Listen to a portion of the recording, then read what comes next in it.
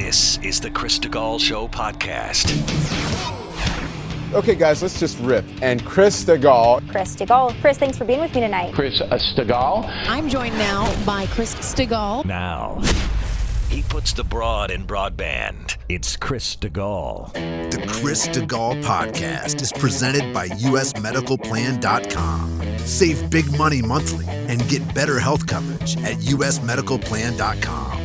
It's Tuesday, the 7th day of February, and I thank you so much for downloading the Chris DeGaulle Show podcast. I got some cool news that we're going to have Dick Vermeil, the former coach of the Philadelphia Eagles and the former coach of the Kansas City Chiefs. He's going to give us a Super Bowl preview this week, so that's coming up on the show, not to miss. Tonight is the Incredible Husk's State of the Union address. I will be responding to that on video. My plan is tonight to watch that, give live commentary during it, and then because I don't have the means to do this live on the Harumph Society, I wish we did, but Substack just doesn't allow for it now. They will eventually.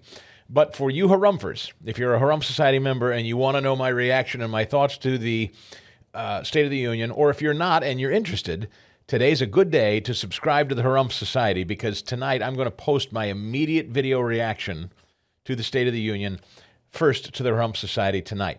All right, so you can go to the Harumph Society by going to chrisstegall.com and signing up there, or if you're already a Substack user, look up the Harumph Society. That's with two R's, Harrumph, and watch the video when I post it. We will have a complete reaction to that, and then, of course, I'm sure I'll probably write some more about it. I'm not sure yet. Maybe if I'm already doing the reaction, I may write something else in the monologue, but really have enjoyed it.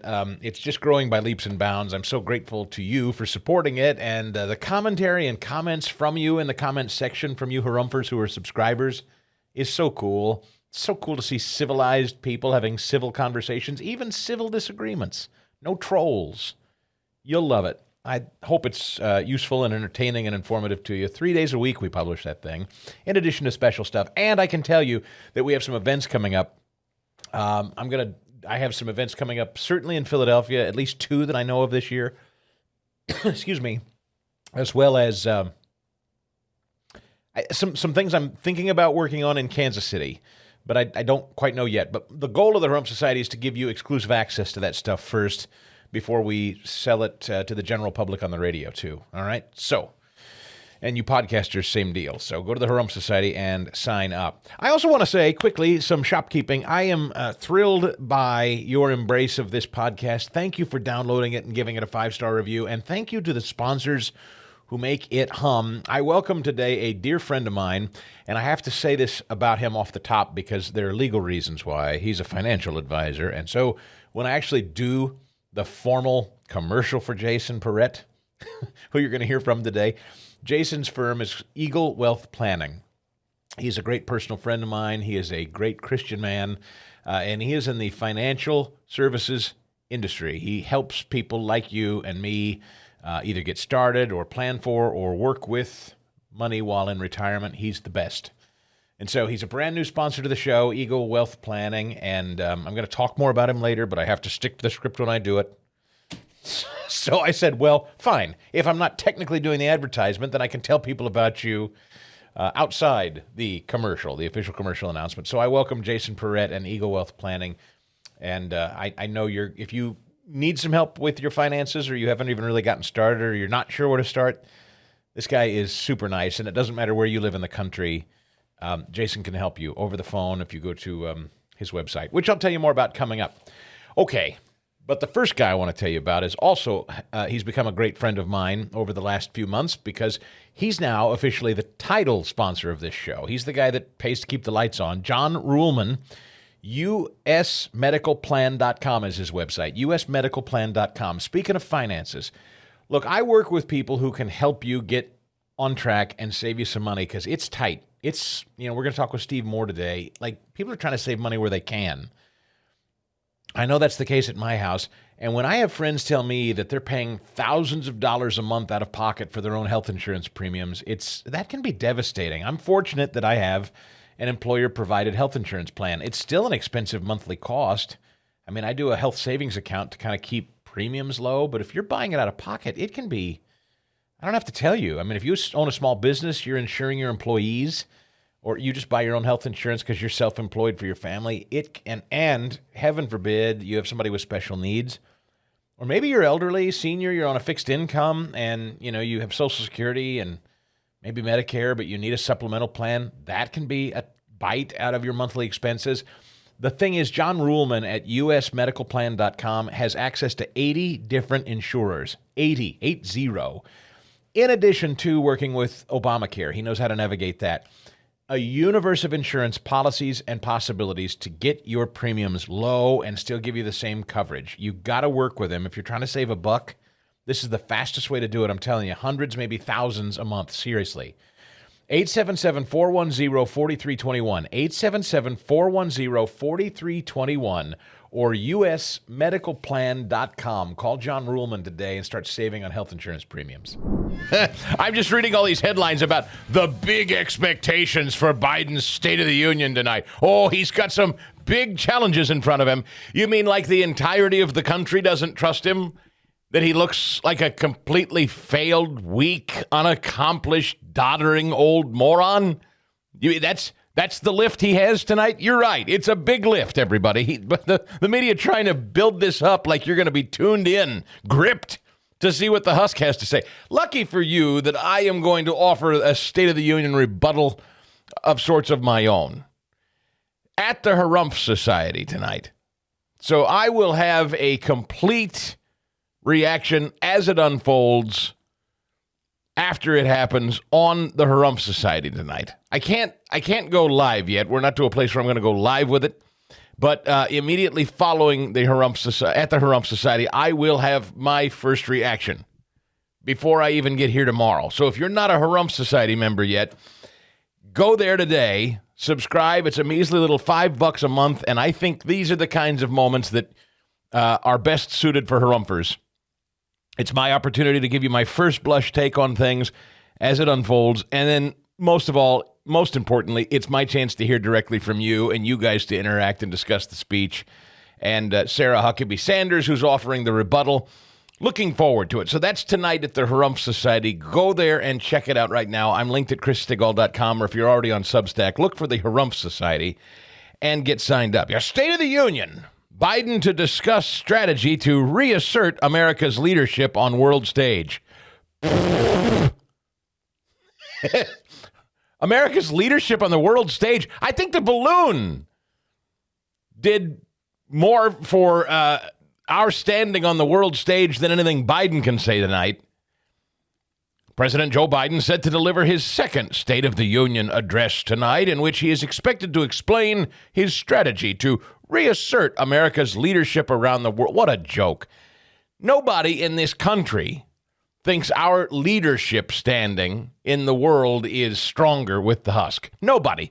There is no serious person. And even people that pretend to be Biden partisans, if you hook them up to a lie detector, they'd fail. A White House official telling Fox News,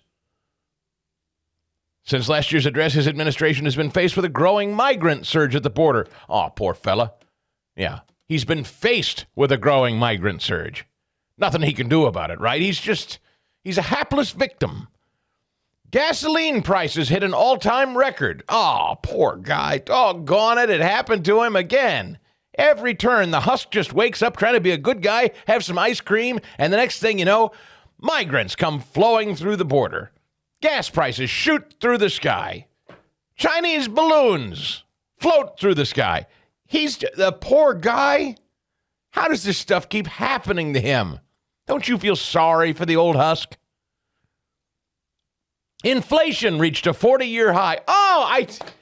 How do these things keep happening to him? Continuing supply chain issues led to a nationwide shortage of baby formula. Yeah, which I thought he'd cured by ordering more from Ukraine or some such. No? Pete Buttigieg wasn't on the case? Poor people. Russia's invasion of Ukraine has escalated with no end in sight. Doggone it. All this stuff, every one of these in this list. It's an amazing paragraph, actually. Of course, I'm being sarcastic. Every single one of these is because he's president. Listen to me. Every single one of these is because of who's president. Let me go over that list one more time from Fox News. Growing migrant surge at the southern border, his fault. Gasoline prices hit an all-time record, his fault. Inflation reached a 40-year high, his fault. You know what? I'll give him partial credit for inflation hitting a 40-year high. Republicans spent money like drunken sailors too. Okay, so I'll be bipartisan and generous and say big government spending is not exclusively Biden.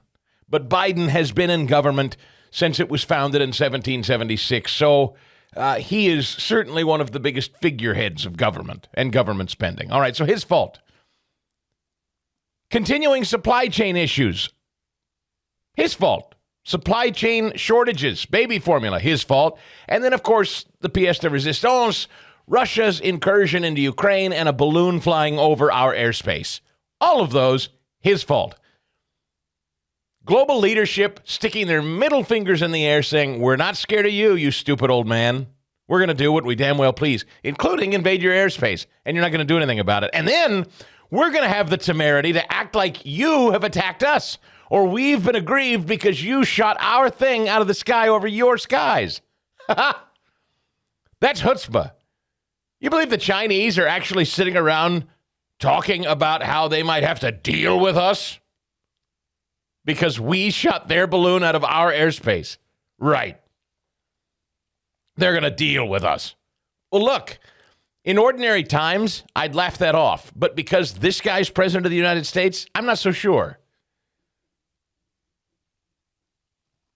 Anyway, tonight the Husk is going to give the State of the Union and try to reassure everyone that we've reasserted America's leadership in the world. Sure. Operation Clean Sweep is on. There's another poll. I had two of them yesterday. Remember, all of these happened yesterday. After the show concluded, another one came out. So I led off with the Associated Press poll. 37%, just 37% of Democrats say they want Biden to seek a second term, down from 52% in the weeks before last week's midterms, or last year's midterms, excuse me.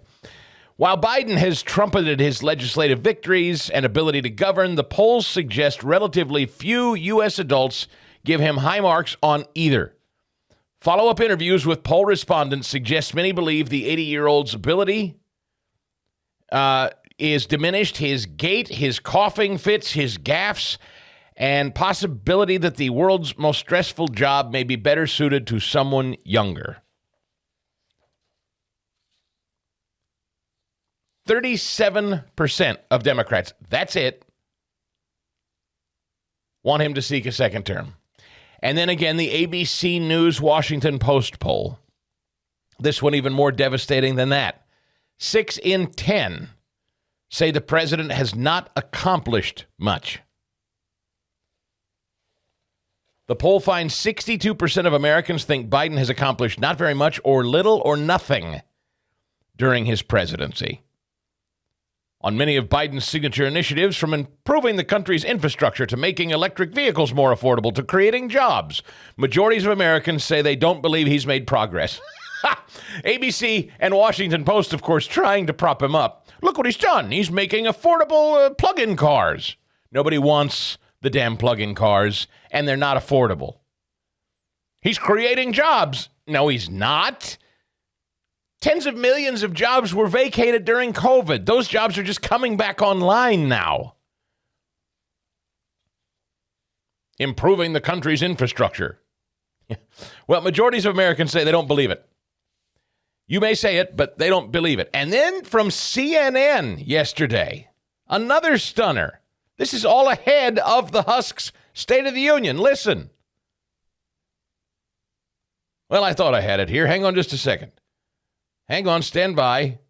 Yes. Here we go. Poll, are you worse off financially since the president took office? This is in the Washington Post ABC poll. That's the highest number they've been polling for 37 years. And 41% of Americans say they're worse off since the president took office. That's the old Ronald Reagan question, right? Right for re-election. Do you feel better off than you were 4 years ago? That's John King. Record number of people say they're worse off financially since Biden took office. Yeah, the Husk is going to reassert America's leadership on the world stage. He can't reassert his own leadership in the United States. Over on the Chinese spy balloon story that should not be ignored, and I'm not getting over and I'm not forgetting. CNN, total miscalculation. China goes into crisis management mode on balloon fallout. Of course, CNN's got it covered from the Chinese perspective, and how can the Chinese spin it? As the new year got underway in China, hopes appeared to be running high that an easing of tensions with the United States could unfold in the months ahead. This could be written from the Chinese Politburo, these people. They write like they're Chinese spin doctors, which they probably are at CNN. Oh, China was so hopeful. Gosh, they started the new year wanting to get along so well, and then this crazy balloon went off course. Wink. China's foreign ministry expressed as much late last month when it said China would welcome a visit from Anthony Blinken, the Secretary of State, an expected visit that analysts said Beijing viewed as an opportunity to help strengthen its economy and repair fraught diplomatic ties. So when a high-altitude balloon from China carrying a payload the size of 3 coach buses, equipped with what American officials have described as surveillance equipment. Oh, and by the way, did you hear yesterday that now they're saying that balloon may have been probably carrying explosives? Hello? Yeah, did you hear that? The Chinese spy balloon, this from the New York Post, that traversed U.S. airspace before being shot down over the weekend, roughly 200 feet tall, weighed thousands of pounds, and may have carried explosives meant for self-destruction. The since obliterated spycraft's payload was approximately the size of a regional jet airliner. The balloon assessment was up to 200 feet tall for an actual balloon. Blah, blah. The F-22 eventually shot it down.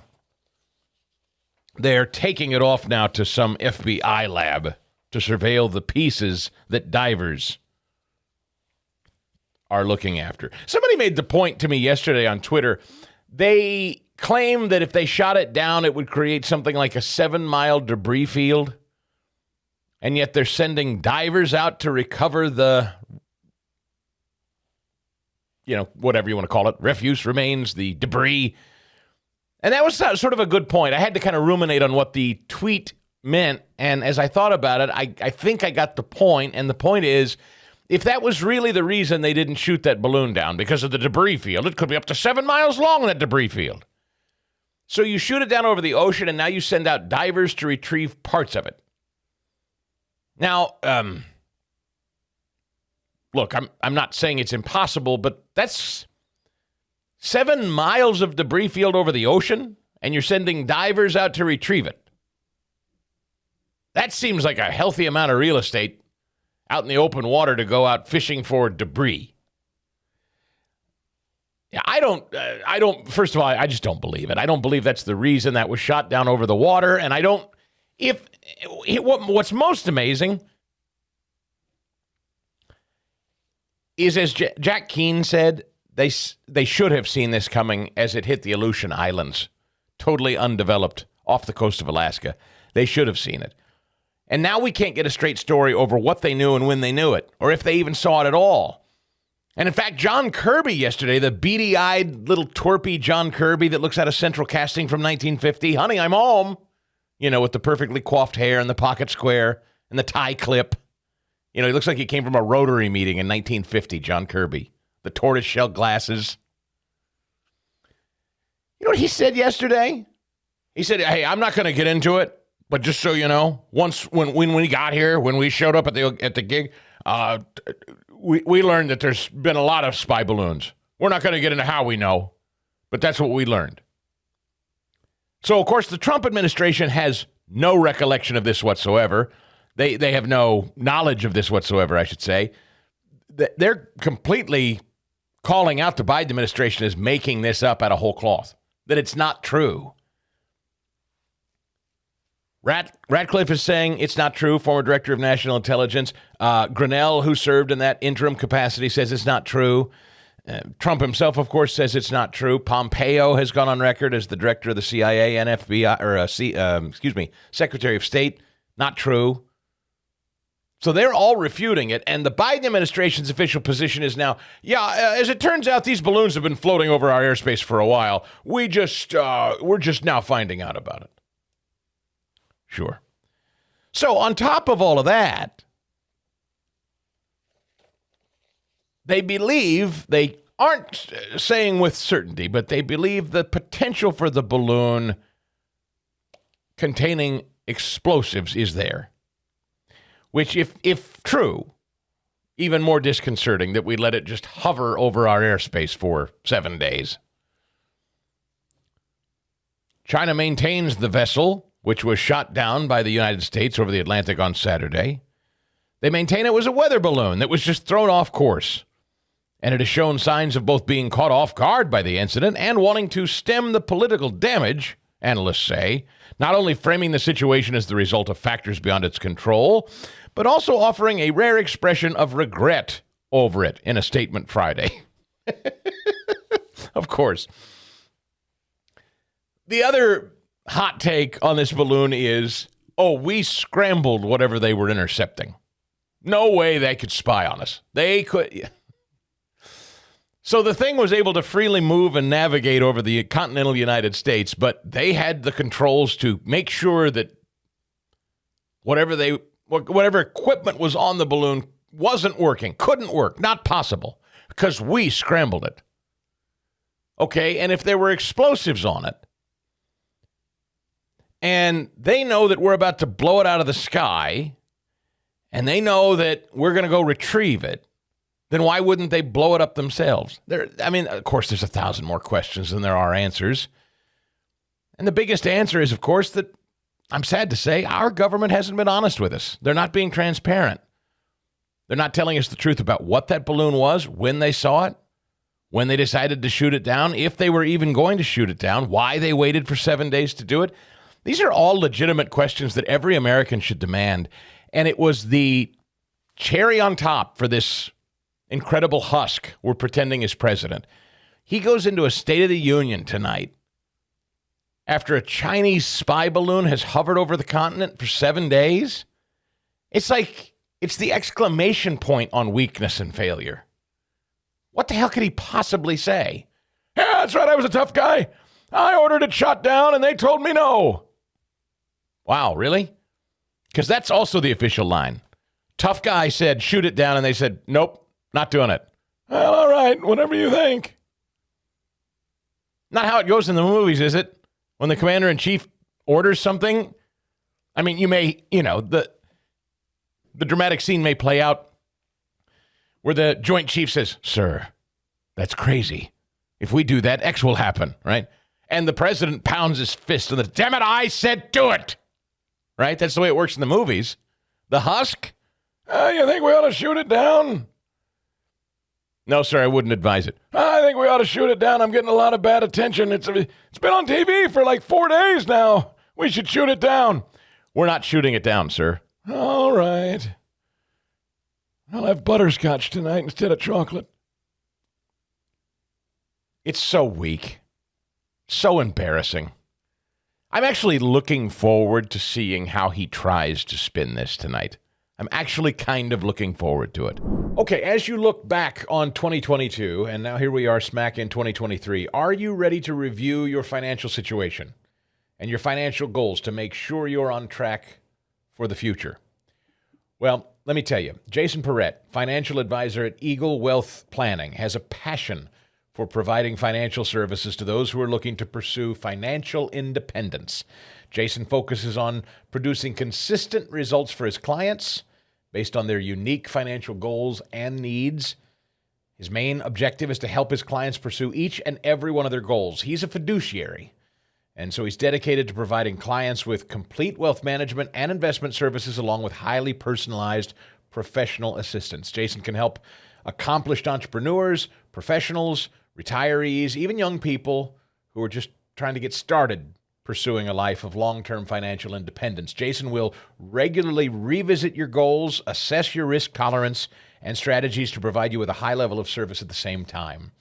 You can call him today, and I hope that you will. Pick up the phone, 816-394-8117. That's 816-394-8117. Jason Perrette, financial advisor at Eagle Wealth Planning, 1717 Paddock Drive, Kearney, Missouri.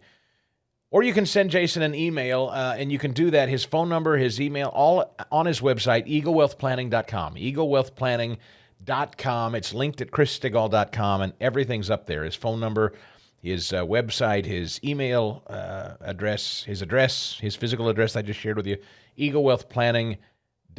Have a discussion about the way forward with your financial services. Securities and advisory services offered through Cetera Advisors, LLC, member FINRA, SIPC, a broker-dealer and a registered investment advisor. Cetera is under separate ownership from any other named entity. Mark Milley, Joint Chiefs Chair. Take a little flashback listen to something he said in an interview. This aired on C-SPAN back in 2015. He was the Army's chief of staff at that time. As you alluded to in the previous question, China is not an enemy. And I think that's important for people to clearly understand. China is a rising power. China has been a rising power since Deng Xiaoping in '79. And they've been clicking off at 10% growth for almost 30 years, and they dropped down to about 7% last year or two.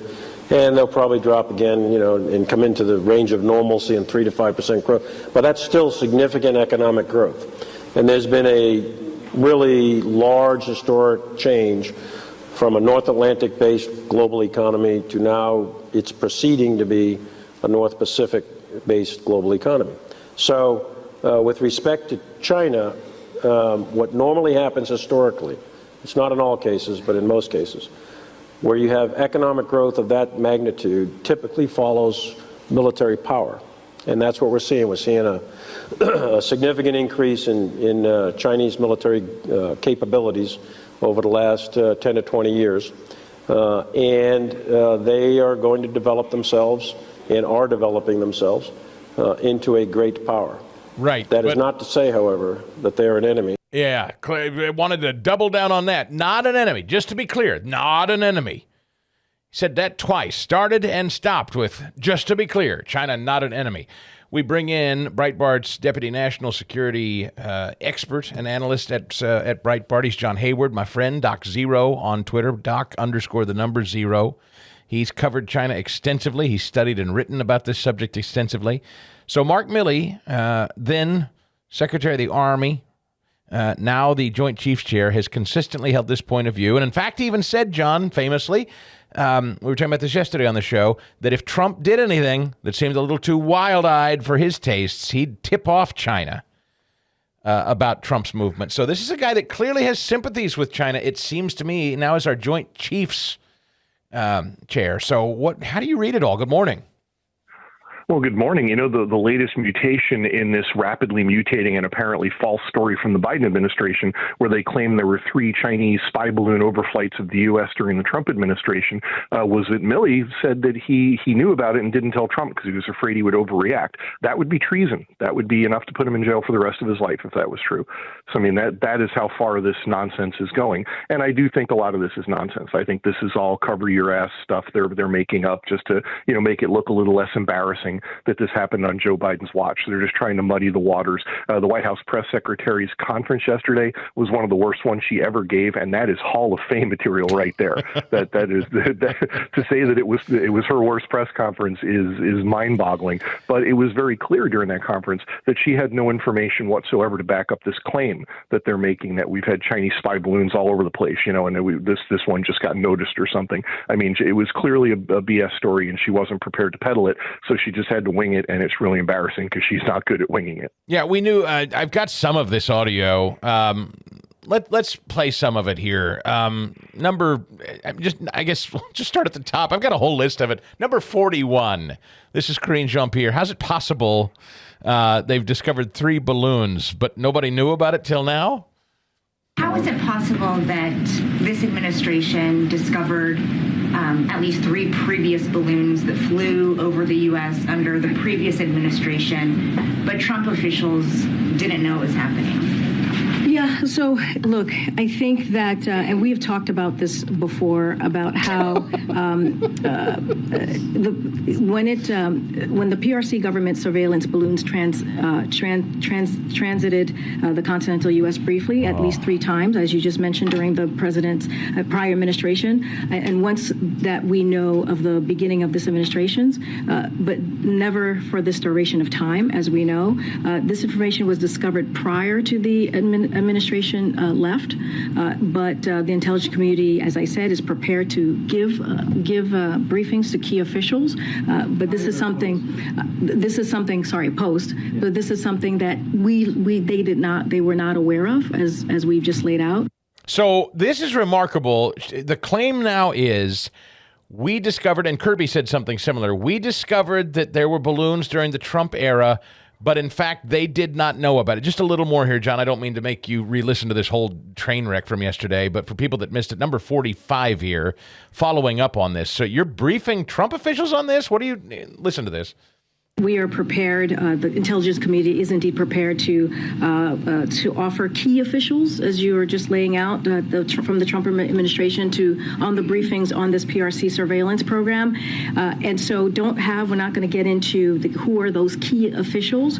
From here, I would refer you to the intelligence community on those logistics on when it's going to happen and who those key officials would be. But again, we are prepared. We are willing to have that conversations, to do the briefing, but just not going to get into the specifics of who. This is quite a remarkable take from the weekend of Trump knew, everybody in the Trump administration knew. Of course, everyone in the Trump administration, including Trump himself, came out and said that's ridiculous. We knew nothing. And then that evolved into, well, no, you didn't because we didn't tell you, but it was there and we'll brief you on it later. Huh? I mean, how do you find a balloon flew there 3 or 4 years later? Do they leave tracks? Are they like deer? Is there like balloon scat in the sky that they followed? I mean, it's just preposterous on its face. And you can tell from this press conference it's preposterous. It was a quickly cobbled together story. There's no reason to believe it's true. Absolutely none that I can see right now. And it sure does look like something they cobbled together to make themselves look better, which is a horrendous abuse of the U.S. national security apparatus. If they're using, the national security people as clowns to cover up their embarrassing failure here, that seems actionable. That's something the Republicans need to investigate. If this turns out to be not true, then the House needs to investigate where the story came from. Right now, it looks like, some single unnamed source in the Pentagon leaked it, and everybody else is just keeping quiet about it. This seems like something that needs to be looked into by the House. Yeah, this is, you're right. The word treason is exactly right. I used coup yesterday because it seems to me that we could be very well watching one if, in fact, this doddering old moron that we're pretending is leading something gave the order to shoot it down on Wednesday, and they said, yeah, well, no, we're going to do it when we please. Then he later, there's real discrepancy over whether he even knew about this thing, when he knew about it, if, in fact, he demanded it be shot down, or they did it on their own timetable. And again, if they knew about this and didn't tell him, he interestingly said, when I started to hear about it coming through Canadian airspace. Now, that's interesting because we know this entered our airspace over the Aleutian Islands. So even his answer about Canadian airspace suggests he wasn't told till late. I don't give him any excuses at all, Biden, but I do think it's highly probable that we have a Defense Department and people like Milley that feel that our presidents are on a need-to-know basis with this stuff. I actually do believe that's true. A shadow government, if you will. Yep, and I think the other thing you can draw from all of this is that in the Biden administration, you're right, Joe Biden himself is barely mentally capable. He's not making these decisions. Other people are. And it looks like the people doing this, making these decisions, are purely political creatures. They don't really know anything about national security. They don't really know anything about where we really stand with China. They're political animals. And they're looking at polls. And the polls over the weekend said there was this rising tide of disgust that Biden lets this balloon meander over the whole country at 30 miles an hour for days on one end, and then so he finally shot it down. I mean, it was no more complicated than that. And you have to almost see the Chinese have a little bit of a point when they complained about shooting it down after it exited the continental United States. I mean, what did that accomplish? It gave Joe Biden's online legions of dunderheads something they could crow about and make Dark Brandon memes for 24 hours, and otherwise it served no purpose whatsoever. And the stupid, like they tell themselves, oh, no, we were really on a three-dimensional chess here. Well, you know what we were doing? We were spying on their spying. We were scrambling their signals so that they couldn't see anything, but we saw everything they were doing. I mean, it was like there was this deceptive turn of tables, and it was really a very strategic thing we were doing by letting it float. It's absurd. Did it, at any point during this balloon debacle, do you recall hearing a single report of people on the ground looking up and seeing gigantic military electronic warfare planes orbiting the balloon? Because I don't remember hearing any of that. Those things are big. They're electronic warfare planes. They're like converted passenger jetliners. I don't remember anybody reporting anything like that. No, I don't either. And with the naked eye, you could see the thing from the entire. They've spun this thing every which way. They got to be dizzy by now. It was too high to do anything about it, was also another thing they said at one point, which also wasn't true. And that was transparently false. I mean, the operating ceiling of the F-22 is well above the highest altitude recorded for this thing.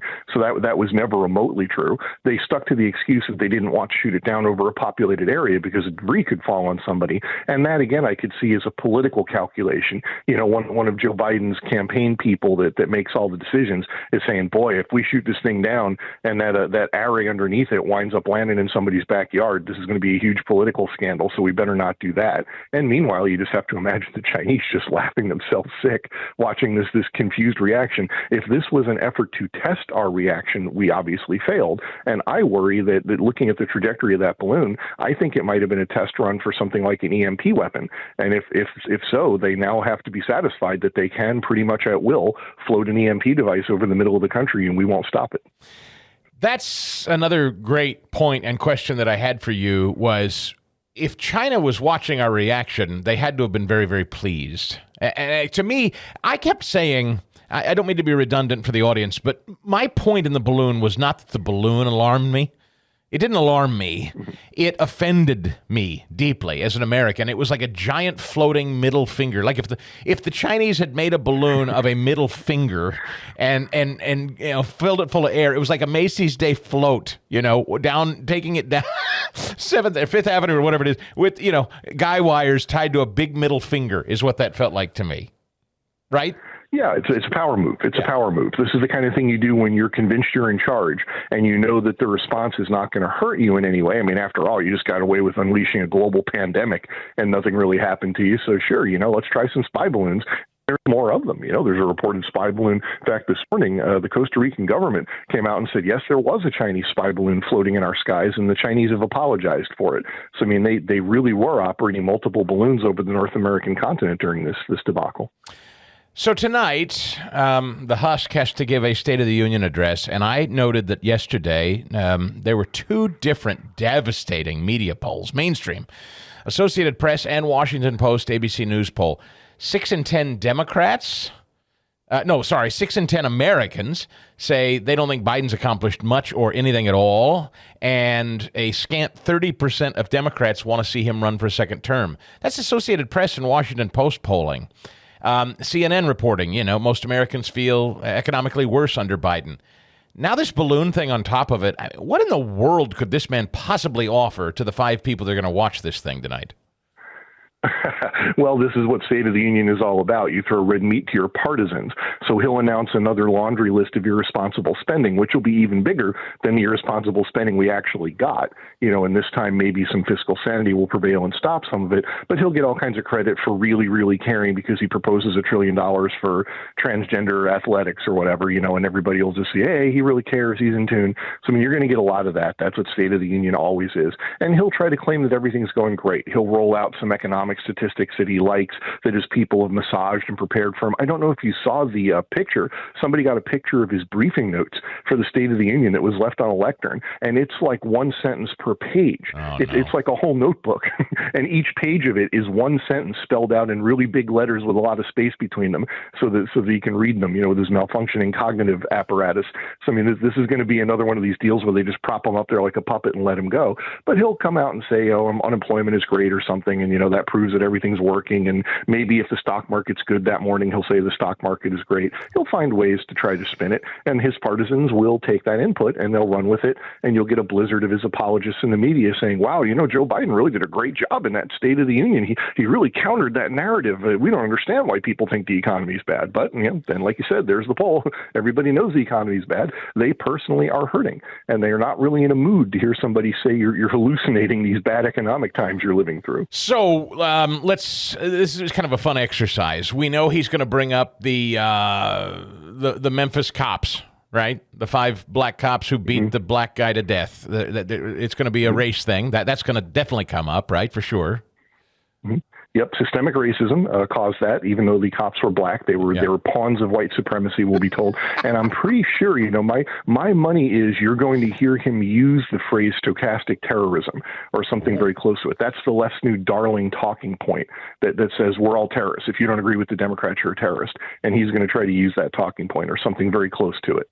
Will he go after McCarthy for kicking Ilhan Omar off her committee as being a bigot? Xenophobe, perhaps sexist? Will that come up? Will he go directly at the Speaker of the House and the Republican leadership? I only wonder if he'll pull his punch a bit there because she is so toxic. And if you start trying to defend her, then everybody who's not a fan will come out with all the anti-Semitic statements. And that's not really a place the Democratic Party wants to be right now. So I think he might go a little easy on that one. He will definitely bring up Roe versus Wade and 40, 50 years of constitutional rights to a woman's right to choose being stripped of them. Then he's going to continue to fight valiantly. That comes up for sure. Yep. Oh, yeah, and he'll promise to fix the Supreme Court. He'll basically say it was taken over by extremists, and he's going to fix it. They're going to really hit that talking point because they think that's one of the things that saved him in the midterms. So they're not going to let that go. Yeah. Those seem to be mine. Those are at least those two. It's definitely racist cops and abortion. He's got to hit those two. I wonder how long he lingers on the economy. I mean, yes, like you said, he'll tout how robust. He'll talk about lowering the deficit. They love to talk about lowering the deficit. That's his favorite line, right? Yeah. And he'll say like inflation is down or something, even though it isn't. It's still sky high compared to what it was when he took office, but maybe it went down by 1%. It increased 1% less or something last month.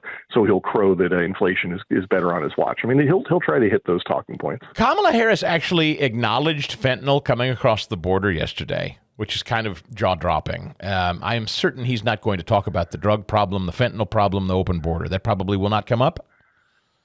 Oh, no, he's not going to. He wants that border open. He's not going to open himself up to any criticism. He might even try claiming that he's doing something about it. He'll maybe say nobody's cared about the border more than him ever, but I don't think he's going to draw a lot of attention to it because this is not a problem that he or his party want to address in any way, shape, or form. So he's not going to open himself up to that. You think he'll go after education in any way, John Hayward? Will education come up? Yeah, absolutely. He knows the education system is under assault, deservedly so. It's about damn time. And I mean, I think his handlers know that the school choice movement is growing rapidly. The public discontent with public education is at all-time highs and getting worse. So he'll jump in there and say that his opponents are enemies of education and they don't want your kids to learn. Maybe he'll say that they don't want your kids to learn real history. They want them to learn white supremacist history or some nonsense like that. I think some of what he's going to do is going to be at least a veiled swipe at Ron DeSantis. Book burning. He's going to look at what DeSantis is doing. Yeah, book burning, book banning. You can't say gay or whatever. I'm sure some of that's going to come up. Yeah. So all the cultural flashpoints will absolutely come up tonight. Count on it, right? Don't get mad because that's what's coming. Yep, culture war is their thing. That's what they think saved them in the midterms. The real thing that saved them in midterms was ballot harvesting. It was their ability to go out and get people half asleep on their couch to scratch out a ballot in crayon. That's what saved them, and that's what's going to save them next time if they continue to do reasonably well. But you can't say that. I mean, you can't go into the State of the Union and trumpet the effectiveness of your ballot harvesting operation. So they're going to really push abortion and education and things like that. Culture war issues, hot button. Is he going to try to make the case for raising the debt ceiling? Do you think? Do you think he can? or abolishing it. I wouldn't be surprised if part of his speech is saying that we just need to do away with it entirely, that there should be no limits on government spending ever again. I mean, that's what he does. That's his modus operandi. Wow, remarkable. This spy balloon thing couldn't come at a worse time for him. How much time does he spend on it, do you think, if at all? I really don't think he spends much on it. It's embarrassing. I don't know if he'll try pushing the three balloons lie, the Trump lie. That's got so many holes poked in it right now that I don't know if he wants to bring that deflating balloon into State of the Union. So I'd be curious to see if he tries to push that point. If he pushes it, then it means they've got something ready to go to try to at least defend it. And if he doesn't mention it, then they don't have anything that they can do to maintain that story. John Hayward is excellent. National Security Deputy Editor at Breitbart. Read everything he writes. Follow him on Twitter if you're on Twitter, because every tweet is prophetic as well. Doc_0. We will watch tonight and see if your assessment is correct. I suspect it will be, as it usually is. Thank you, John. I'm looking forward to seeing how our scorecards come out. Bob Spinato is my dentist. He is a dear friend. He is an Eagles fan, and I don't hold that against him in this Super Bowl situation. No, he and I have been texting throughout the last couple of weeks, ever since we knew this matchup. Love Bob. I'm going to go see him very, very soon, as a matter of fact. I've kept him as my dentist no matter where I've gone. I've always said, Bob, as long as you're practicing, you're where I go. I mean, I have to go twice a year. Everybody should go twice a year. It's worth traveling, and I'm serious. He's worth the travel. If you want a cosmetic overhaul of your smile, like I had, and those of you that wish, watch on Rumble or on YouTube, you can actually see my teeth. Bob installed these things, and I get compliments on them all the time. He's also the best general dentist I've ever experienced in my life. He's a dear friend, and I don't say that lightly, because if Bob hurt me or wasn't great at being a dentist, I mean, I've been talking about him since I started my show in Philadelphia. We certainly wouldn't be friends, and I wouldn't have had an over-decade-long relationship talking about him on the show. I've never had a friend, an associate, a neighbor, a colleague. I've never had anybody go to Bob that I've sent to Bob and not come away glowing, gushing about him like I do. You'll see. You'll see the difference at Williamsburg Dental in Broomall, Pennsylvania, just off the Blue Route in Philadelphia. Easy to get to and worth, like I said, the trip for cosmetics. He is the best in the business. That's voted on by his peers regularly in dentistry. Make an appointment. He'll even give you a at-his-cost professional whitening, $200. It's normally $500 for podcast listeners, just $200. Call 610-353-2700, 610-353-2700, or williamsburg-dental.com. Steve Moore is our chief economist. He is the go-to source for all matters on money. He is the senior economic contributor at FreedomWorks. He counseled the Trump White House for quite a time in matters of the economy and the markets. And so tonight is the State of the Union address, Steve-O, and I don't know how many rooms you've ever been in when a president is trying to put together, or a team is trying to put together remarks for a State of the Union, particularly as it relates to the economy. But the polling suggests, ABC News Washington Post poll, Steve, that most Americans are not better off. They don't feel great about the state of the economy, among many other things. So he's going to try to do the same thing he always does, Steve, which we've talked about, which is, hey, I've reduced inflation and I've reduced the deficit. He's going to try. Are people going to buy it? Good morning. Good morning, Chris. By the way, it sounds like you can't lose on Sunday. Either way, you're going to be happy campers. So, yep. Congratulations on both of your teams getting in the Super Bowl. That doesn't happen very often. No, it doesn't. It's exciting. And I really, it's the first time that I've ever, normally I'm either dispassionate about the Super Bowl or, you've got one team that you really want to see win. This is a rarity to see two that you really, it won't hurt your feelings either way. Yeah. Well, I'm a Bears fan. We still live on the 1985 Bears, which was, 30-some years ago. So anyway, still one of the greatest teams ever. The Super Bowl Shuffle. I remember that. Jim McMahon and Martha Payton. So look, I have in the room when the speechwriters are writing the speech on the State of the Union, and obviously you want to tell the American people things are going fine and dandy. And under Reagan and Trump, that wasn't a hard message to sell to people, because things were going well in the country. But I saw the Washington Post poll. I saw another poll that just came out a few days ago that said that 61% of Americans rate the economy as bad. So it's a tough sell for the president to go in front of the American people and tell people how wonderful things are. Now, to give the president his due, we have a very strong job market. If you're looking for a job, this is about the best time ever to be looking for a job. So that's good news. We have 10 million surplus jobs in this country. We have a low unemployment rate, and, give the president his victory lap on that. But other than that, what do you talk about? Tell me what's going right in the country. Incomes are. I have a piece in the New York Post. I hope people will Google it and look it up. It's called "The 6 Lies That Joe Biden Will Tell the American People" in a State of the Union. And for example, let me just give you an example. Have you heard this line about how he has reduced the deficit by $1.4 trillion? Loves to talk about reducing the deficit. Yes. He always talks about that, and so people understand he increased the budget deficit by up to $2.8 trillion his first year, which was an all-time, record for the United States in terms of fiscal recklessness.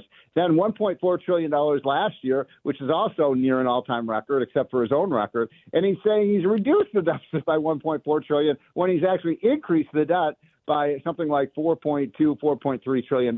So, those are the kinds of things he just fabricates the truth. Another one, he keeps saying, the other day he said, he was asked about the inflation, right? And he said, oh, it's not my fault we have inflation. I inherited this. I'm like, inherited it?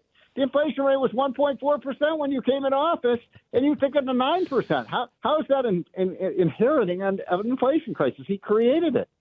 He said, when asked yesterday, what's the risk of a recession, quote, still what it was, very low. I've believed it all along. So far, so good. Your response to that?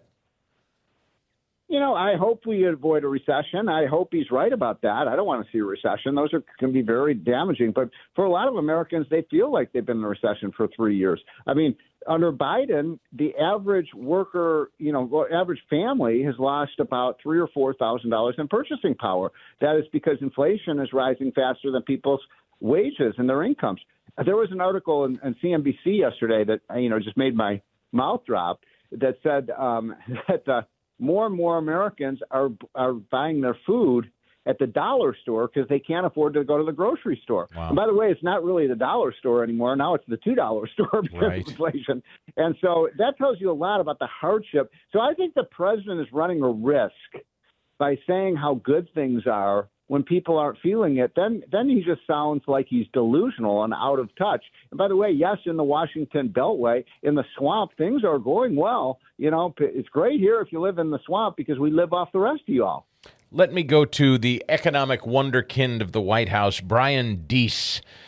He had some things to say yesterday. Number 46 here, if you please. We'll just go down the list. He had a few, and I'll just get your reaction to all of this. Let's listen in. Okay, sure. Yeah. Well, on Friday morning when I was over with the president in South Court, he said this, so I will just say what he said on Friday, which is that the state of the economy is strong, and that you see that in the lowest unemployment rate in 53 years. You see that in the most jobs created in the last 2 years in our country's history. You see that in historic progress in an equitable recovery. You see that in the wage growth that we have seen being disproportionately going to those in the lower half of the income distribution.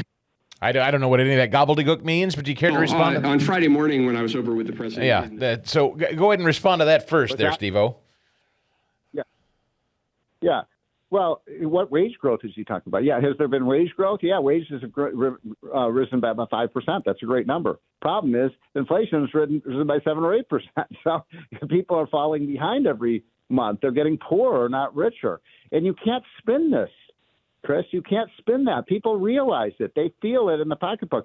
We had an item in our hotline today about people are racking up record amounts of credit card debt. We're acting like the federal government, which is borrowing and borrowing and borrowing. We're becoming debt nation, and those credit card bills have to be repaid. There was an article in Bloomberg that more Americans are having to take money out of their 401k plans to pay their bills. Well, Chris, do you know what kind of penalty you pay if you take out money from a 401k plan early?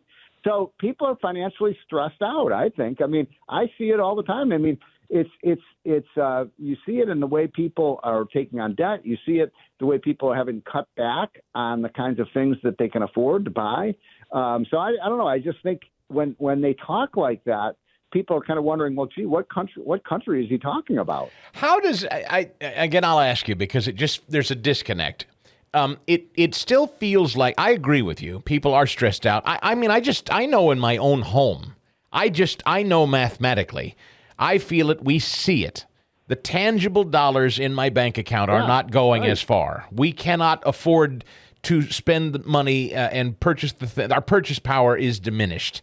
It's tangible. It's physical. You can see it. And so I know we're not alone. But I still marvel at this disconnect that, like you just said, the jobs market is robust. Like, it would seem if people are really stressed and pinched, don't they go out and get jobs and work? How do you still have such a vast job market opening with people stretched so thin? It's weird. Well, yeah. So, well, I think part of the answer to that, because we talked about it in many weeks on your show, that we are still paying people a lot of money not to work. That was the study we did at Committee to Unleash Prosperity that found that in many places like New Jersey, a family with two unemployed parents not working can make $80,000 a year and not work a single hour. So we've got to get back to work requirements. I believe in a safety net if somebody loses their job. But come on, we can't pay people not to work. So by the way, on that note, did you know, Chris, I mean, this is just something that sticks in my craw, that it's been 3 years now that the federal workforce has not been required to show up to work. And there is a bill this week to require there was a bill that was voted on either earlier this week or late last week, I forget when it was, to say, okay, COVID's been over for 2 years, time for everybody to get back on the job. And half of the Democrats in the House voted against that. Yeah, look. And so this is just ripping off taxpayers. Muriel Bowser, the mayor of D.C., is begging Biden and the Congress to make federal employees come back because her city is economically floundering and so much business that depended on government traffic isn't happening. Yep. Yeah. Now, here's the thing that's really interesting about it. First of all, it's a ripoff. I mean, I know people who live down the street from me. They're working maybe 4, maybe 5 hours a week, and then they're driving the kids to school or going to their workout classes and da-da-da. And they're getting a full-time paycheck. By the way, the average federal employee makes $100,000. It's one of the biggest ripoffs ever. And the most interesting thing about this is I'll bet most of your listeners didn't even know people aren't showing up for work because they don't do anything that's important. Right? I know. Doesn't that tell you how irrelevant government is? Yeah. Maybe we should just get rid of them all. And if we don't even notice they're not working. Let me quickly, because this will undoubtedly come out tonight. Biden will undoubtedly try to scare people into thinking that Republicans want to cut Medicare and Social Security. So Kevin McCarthy addressed this, number 51. Kevin McCarthy talked about this as he was discussing rating and spending. Listen. Cuts to Medicare and Social Security, they are off the table. Defaulting on our debt is not an option, but neither is a future of higher taxes, higher interest rates, and an economy that doesn't work for working Americans. Debt limit debates have been used for nearly every successful attempt to reform federal spending in living history. Why? Because the problem only gets solved when both parties come to the table. But don't just take my word for it. Here's what then Vice President Biden said when he negotiated a debt limit increase with House Republicans in 2011. You can't govern without negotiating, he said. Those are his words. That's what his sensible standard. And House Republicans are following it now. So McCarthy's saying right off the top, cuts to Medicare and Social Security off the table. He has to do that because that's always what Democrats threaten. I'm sure Biden will again tonight anyway, right? Yeah, right. Yeah, by the way, I mean, I've been in this game a long time. I arrived in Washington in 1984, so almost, well over 30 years. And Democrats have been using this line almost every year for 35 years. Oh, no, the Republicans don't want to cut Social Security and Medicare. They used it against Reagan. They used it against Bush. When Clinton was president, they used it. When Obama was president. I mean, how many times are they going to say this, Chris? I mean, I think the American people are onto this ruse. Look, I agree with every word that you just played from Kevin McCarthy. I'm not a huge Kevin McCarthy fan, but I think he's spot on. Look, the danger to our country is that we continue to borrow like this. I used this analogy last week on your show, but I'll say it again. We are a freight train that's speeding over a cliff. a financial cliff, and everyone knows it. And I don't know if it's going to happen next week or next month or next year or 2 years from now. It's going to happen if we continue to rack up $2 trillion of debt every year, year after year after year. So what's wrong with saying, look, we're not going to give you a credit card extension, Joe Biden, until you come up with a plan to reduce our debt? I think that makes a lot of sense. That's what a household would do. That's what a business would do, Chris. Steve Moore is our chief economist. We'll have you back next week to grade this speech and see what he says. Thank you so much, my friend. Okay, Chris, have a great day. Oh, I love how well I'm sleeping on these MyPillow products. I really am. I thought it was kind of a cliche, frankly. I thought it was just, yeah, I know. Mike spends a lot of money advertising on Fox and on other radio shows, and I see him on Twitter. Everybody's talking about MyPillow and use the promo code. I don't go for that stuff. In fact, I don't like stuff that feels like everybody's doing it, so, okay, so sure, I'll get in on it too. I haven't worked with MyPillow until I started the podcast. And when Mike and MyPillow approached me to start talking about the products, I said, okay, let's order a few. So I did. I ordered the My Coffee, which I'm drinking this morning. Absolutely, I brewed a pot right here in my office this morning of it. But the night's sleep that I've been enjoying on these Giza Dream Sheets, Christine said to me again yesterday, unsolicited, I really love these sheets. I do too. They're soft as they can be. If you've heard him talk about them on the commercials on TV. Laying on a MyPillow, a new MyPillow 2.0 with their new cooling technology, so you don't get hot on the thing. I sleep with one of those MyPillow body pillows. It's like a 5-foot pillow, which, I'm a side sleeper, so you tuck that in between your legs, give it a good bear hug. It's just great for side sleeping. Personally, I love it. They have blankets. They have robes. MyPillow towels, which are great and absorbent. My dog, Dean, loves his MyPillow dog bed. Just about anything you can think of.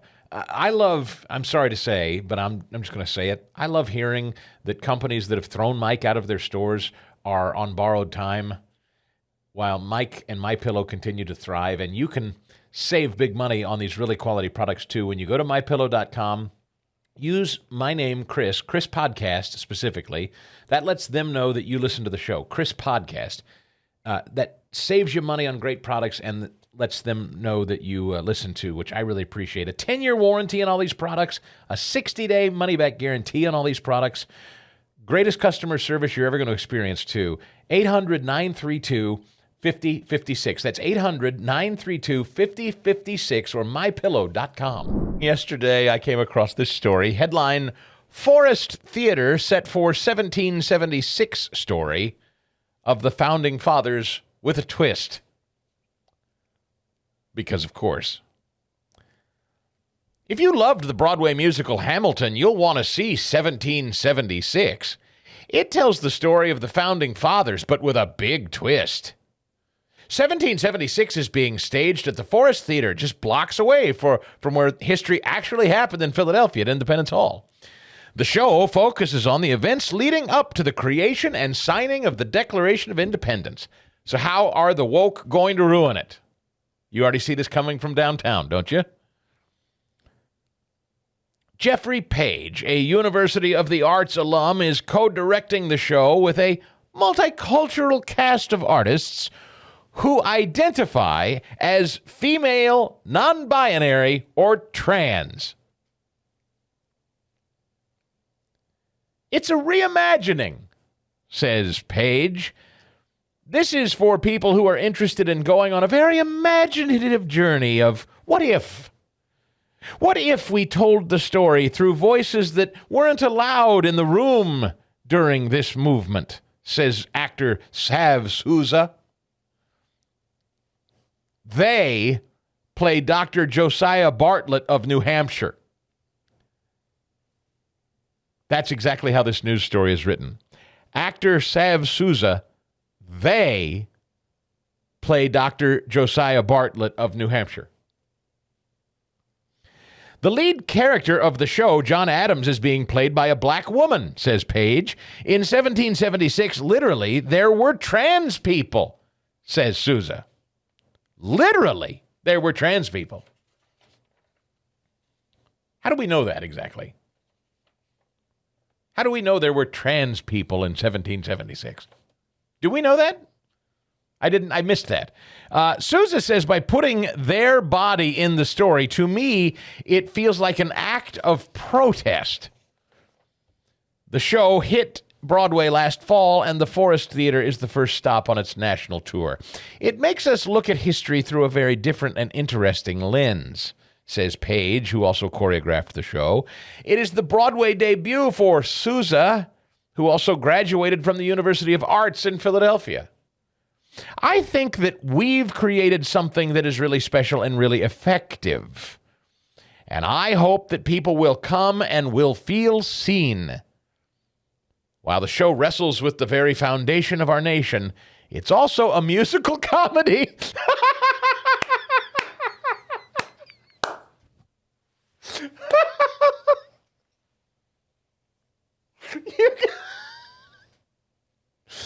These people are unintentionally ridiculous. They think they're doing something profound and artistic, and this is the stupidest, most ridiculous thing I've ever heard. People that refer to themselves as they, doing a musical comedy as transgendered black women as the founding fathers. This is absurd.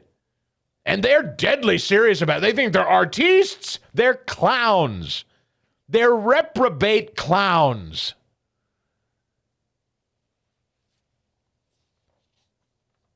Who desperately need the approval and affection of their parents, I suspect, and more than a little Jesus, but that's an aside. I want Philadelphians to be proud, says Paige. We have the ability to jump inside of narratives and change them. What? Changing narratives? You're telling the story of the nation's founding and there's a narrative you want to change by casting John Adams as a black woman?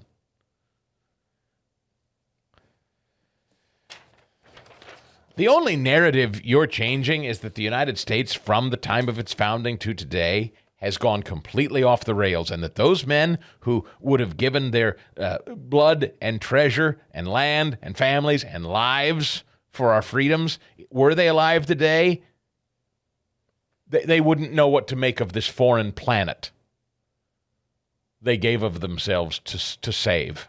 They would not understand it. Remarkable. Also, I would call your attention to something that I happened to come across, and it was actually courtesy of Tucker's show last night. I didn't know he'd written this, and I may spend some more time with it in the future. A guy called Kevin Bass, who is a medical school student in Texas. He's in his 7th year of med school. And his piece in Newsweek is headlined, "It's time for the scientific community to admit we were wrong about COVID." This is the kind of thing that I think, and I know that people like Naomi Wolf and others that I've had on the show disagree. They think the human rights violations that have happened in the era of COVID are too egregious. There can be no apology. There can be no forgiveness. I don't know that I share that point of view because I don't know that everyone in our midst was supportive of the wholesale robbing us of our freedoms, but I do believe that there was a cult-like commitment to defeating COVID or staving off COVID by mask wearing and social isolation and stuff that a lot of people were really cleaving to wrongly. And it became sort of an obsessive pseudo-religion for them. And this guy, Kevin Bass, has written this piece. It's dated January 30th. If you want to go back and read it for yourself, I hope you will. It's time for the scientific community to admit we were wrong about COVID. As a medical student and researcher, he writes, I staunchly supported the efforts of the public health authorities when it came to COVID-19. I believe that the authorities responded to the largest public health crisis of our lives with compassion, diligence, and scientific expertise. I was with them when they called for lockdowns, vaccines, and boosters, and I was wrong. We in the scientific community were wrong, and it cost lives.